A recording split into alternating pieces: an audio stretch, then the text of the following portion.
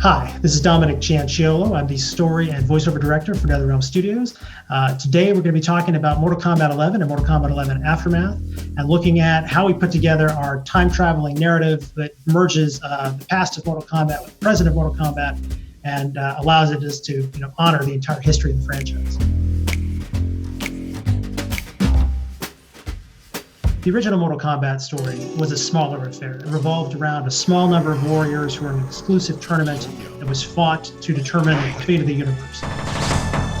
From the beginning, Mortal Kombat has really leaned into its story. From Mortal Kombat 1, when there was just the small character bios and the endings that were there, even that small amount of storytelling was something that really, really resonated with the early fans of the game. And as the franchise has grown and as we've added characters, a lot of thought has gone into making our universe as rich as it could be, and is making it as interesting as it can be for players to follow along, because we know that players are going to engage more when they're emotionally invested characters in our universe. When we sat down to write Mortal Kombat 11, we explored a number of different possibilities, and we pitched a number of things to Ed to see where he might want to go. And the past meets present angle of the story is something that Ed got very excited about early on, and was something that we were also very excited about it as well. From a story standpoint, it allowed us to celebrate the entire history of Mortal Kombat. We could draw sharp contrasts from where our characters started and where they are now. And because Mortal Kombat 11 and of course Aftermath are time travel stories, we definitely buffed up on all of the classics that we're all fans of, whether it's the Back to the Future series or the Terminator, or most recently, Rian Johnson's film Looper from just a few years ago, which was really an excellent film. Obviously, you can see the fingerprints of Back to the Future 2 all over Aftermath in terms of having to go back in the past and find this thing and keep it from the bad guys. But then in terms of this notion of past meets present, that's one of the things that Looper did incredibly powerfully. And when you see old Joe and young Joe meet, Bruce Willis and Joseph Gordon-Levitt in that diner for the first time, that is that confrontation of, it's the same person at different points in their lives with incredibly different perspectives. And, that conflict, that kind of conflict, is something that we knew was going to be part of the Mortal Kombat 11 narrative because of this past meets present, and provided an excellent inspiration and a springboard for those kinds of thinking about it. So in a time travel story like this, or rather a time mashing story like this, a character like Johnny Cage is sort of the prime example of something that was very fertile ground for this kind of exploration. When Johnny Cage first appeared in Mortal Kombat, he's the cocky movie star he's very funny and very acerbic and very immature. Dad always said, hungry people eat lunch, humble people serve it. Dad was an asshole. Hollywood made us an even bigger one.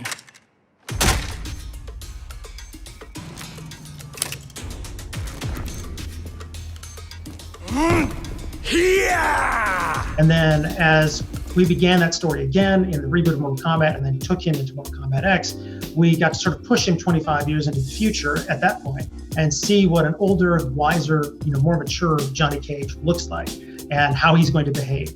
So we had a very natural contrast between young Johnny and old Johnny and what they were like. That woman over there, she's the real deal. Oh, I got eyes, brother. As younger you, I solemnly swear to tap that at the earliest opportunity. This, of course, is our young Johnny Cage. I know when they were starting the art for this, they were really sort of leaning into sort of the early representations of the characters in the game, like going all the way back to MK1 and MK2, and coming up with a modern presentation on how they would look and how they should look. I think our team did an amazing job of just sort of encapsulating, this young gun Johnny, who is, so egotistical that he's got his own name tattooed on his chest, with his belt with the same name. I mean, everything about this screams ego and cockiness and rashness. It just sums him up to the T, and I think they did a really great job of how he looks in game. And so when you see that contrast between this Johnny and the older, more mature Johnny, it just really pops.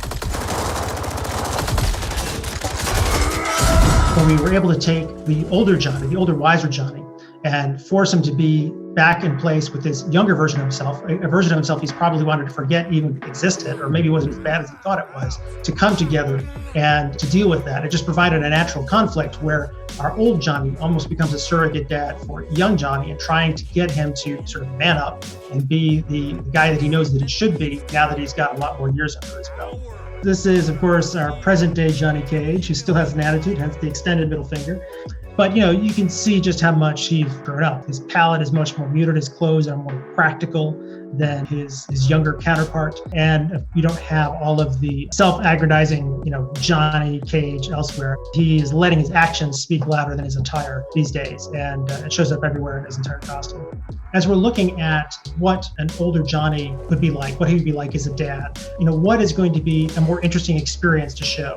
Him with a daughter or him with a son? And, given his whole sort of Tomcat past and how he deals with women in particular, like giving him a daughter, like that was going to force him to grow up and change more than having a son would be, where if he had a son, he might just sort of lean into his Tomcatish behavior and not really change. And so that was, for us, like, okay, giving him a daughter really allows us to take him in a different direction. I need to provide for you in the manner to which you've become accustomed. Jeez, guys, I'm right here.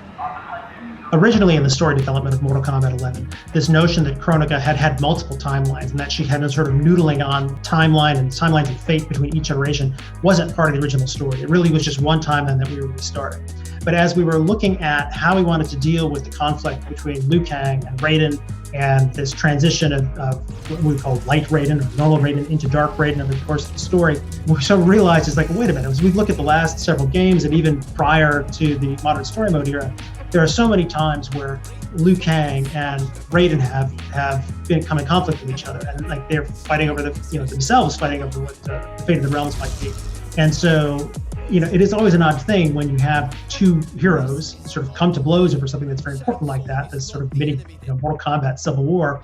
And so that's when we wait a minute, we've done this before, this beat has reoccurred. That sort of unlocked this idea of the multiple iterations. And as we were writing, that was sort of fresh when the first season of Westworld had just come out, and I sort of got through to the end of that. And I was like, oh, yes, this idea here that they're using totally applies back to how our Mortal Kombat narratives work and how we sort of have some of these beats that come back cross titles, having that be part of what is Kronika's plan, sort of tied everything together across multiple narratives, going from before the Mortal Kombat reboot. In Aftermath, we had a great opportunity to do some new things with characters that haven't had a lot of screen time over the last few games. It was Shang Tsung in Mortal Kombat 11. He has not been in our last couple of games because we killed him back off in MK9, so he hasn't been around for a while. But when we discovered that Kerry Tagawa had signed on to return to play Shang Tsung, we knew that Shang Tsung had to be a major portion of the Aftermath story. And his inclusion was made easy, of course, because Shang Tsung is one of our primary villains, and he's always kind of in the thick of things. So we had to create the Aftermath story such that he could be right there, having worked with Kronika, and sort of have the information that everybody else needs and help us to defeat Kronika, knowing all the while that at some point he's going to double cross us. I must ask, Sorcerer, how long before you betray us? I find your lack of faith amusing. Writing a character like Shang Tsung, who is always scheming, everybody also knows that he's working this plan, so they're expecting him to eventually betray them.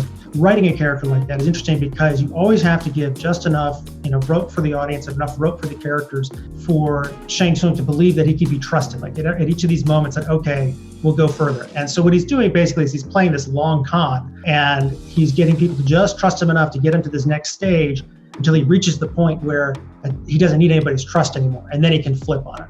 So by bringing Nightwolf and Fujin in along with him and creating the lore that Kronika had to keep basically all three of them out of the way and put them over in the void for safekeeping while she did her plan, by their arriving with Shang Tsung and being independent validators for what he's seen and what he's talking about, gives Liu Kang and Raiden a reason to trust Shang Tsung for now and allow him to begin this quest. And then, of course, they function as the chaperones for Shang Tsung to make sure that he stays on the straight and narrow over the course of the adventure. Nightwolf as well, we were trying to also shade him a little bit more and ground him a little bit more. Even back in MK9, because he's sort of this godlike character, he is also very much like Raiden. And we were trying to ground him a bit and make him feel a little more fully realized than simply clone of Raiden. So that's why we introduced this notion of the mantle. We gave Nightwolf this backstory, this Grey Cloud, to try to give him a little more richness, give him more to work with, so that as we saw him in the scenes, as we dealt with him in the intros, there was just more grist there to explore who he is, what he's looking for, and where he sort of fits in the Mortal Kombat universe. In the case of Fujin, this is his longest portrayal and the most in-depth portrayal that he's had really since he's been introduced as a character. And so our challenge here was differentiating Fujin from Raiden, and how do we make sure that these two protectors of Earthrealm, these two gods, do not feel like the same person? And that's when we decided to shade Fujin in a more relatable way, somebody that is less aloof, somebody that is more in tune with humanity in a way that perhaps Raiden isn't, and making him more accessible. The big change that we had in between the two stories is the moment, of course, where present Jax is brought back from Kronika's side, back to the good guy's side. And in the main story, that happens on the ships as they're heading off to Kronika's keep. Jax battles Raiden, and Raiden convinces Jax to come back to his side. In the aftermath, that beat happens a little bit earlier when Fujin and Shang Tsung and Nightwolf are at the Well of Souls on Shang Tsung's island.